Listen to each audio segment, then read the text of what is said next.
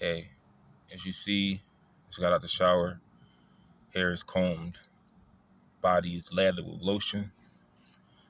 And in this video, I'm not going to take you to Sunday service because I don't go to church. But I want to give you some advice on, once again, how to deal with people at work. Because I feel like I handled a situation at work pretty maturely without going to authority, without going to anybody. I just dealt with it myself based on my experiences and the person I am now, and just everything I've been through.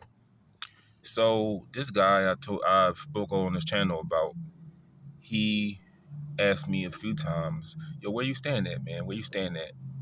And I don't have to tell nobody anything. I just said, "I'm staying at a hotel." So like the next time he asked me this, he sort of laughed when I gave him an answer. I was like, "I'm at a hotel." He's like, "You at a hotel? You at a hotel?" Because he talked like real country. So I was like, "You at a hotel?" I was like, "Yeah." He's like, "How much you paying for that?" And I was like, $700 a month. And he's like, "Okay." He started laughing. So I recognized that the next time I come to work, people are staring at me, like coworkers of mine staring at me as I walk in. You know, you could tell they're saying things about me, but I'm like, whatever. So there are times when I walk past him.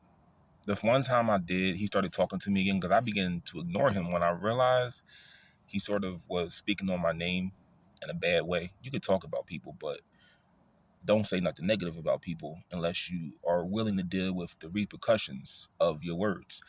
So I see him again as I'm walking in the entrance, and I kind of just nod my head, keep it moving. He like, "Well, what up, bro? What up, bro?" And I just kind of nod my head. The next time, this is actually the Sunday that just passed. We had to work together in this cell very briefly. We didn't work together, but he walked in the cell and he just looked at me and he just said, "Yo, what's up with you, man?"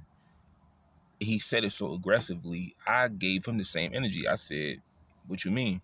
I kind of just gave him the same look. And he just sort of walked away and was talking to another dude he spoke with. So the next day, I'm trying to think what happened next. Yeah, that after that happened, I just sort of stood my ground. I don't know what he was trying to prove, but it was just like everything I've been through.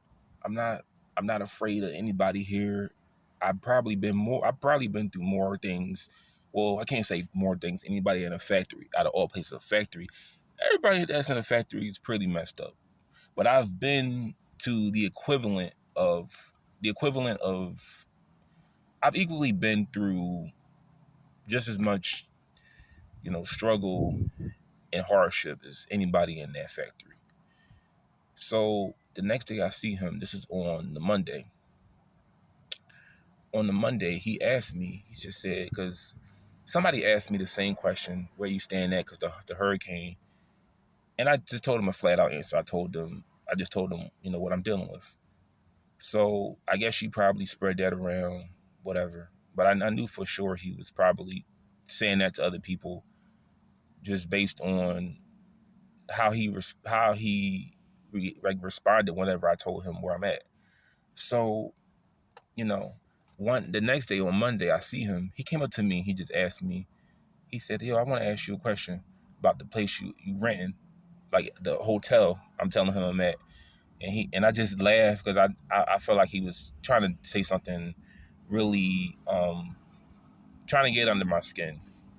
I laugh, not not to show like hide any weakness or pain, because like I said, I've heard it before. It's to me at this point, it's kind of like somebody calling you a name and you just so used to hearing it, you're like, whatever, okay, all right. So I just laughed and I said, "Hey, I'm about to clock in." And I actually walked back to him. I just said, don't worry about me. I'm be good. This is why I come to work every day. This is why I do what I do." And after that, he was just saying, "No, I wasn't trying to say nothing to offend you or anything." And he stopped talking. He just said, "Never mind." And he walked in, and I laughed and walked away because it's just like I heard it so many times. I mean, what? what more can you say? If anything, are you going to do something about it? Because if you talk about it so much, I would think you're trying to do something about it. When you talk about someone's living situation, if you're so concerned of the status of that person, maybe you'll find them somewhere to stay. That's what I'm telling myself. So I clock in, and as I'm clocking in, I'm just like, I see him again, but I don't say nothing. I'm just looking at where I'm supposed to be working, like state, like what's my job title for the day. So later on the day, I saw him. He walked by with like a what do you call it, the pallet jack, and I'm trying to get out of his way. And he just turned over to me. He said, "Yo, whatever you dealing with, I wish you the best." I guess that was his way of like apologizing for, because I suspect he probably was telling people around the job how I live, and if that's not at this point, anything you do to another person, you spread rumors about them, you talk down upon them, you make light of whatever they're dealing with. That's a reflection of you, not that person. Because I tell myself every day I'm going to be good. Things are going to look better soon. But I took it as that's his way of, you know, saying sorry. And I worked with him one more time that day. He didn't say nothing to me. He actually used body language to communicate.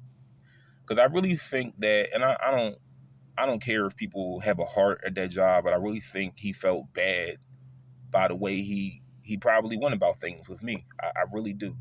He probably felt like, look at, like, my life is probably not as is probably just as messed up as his.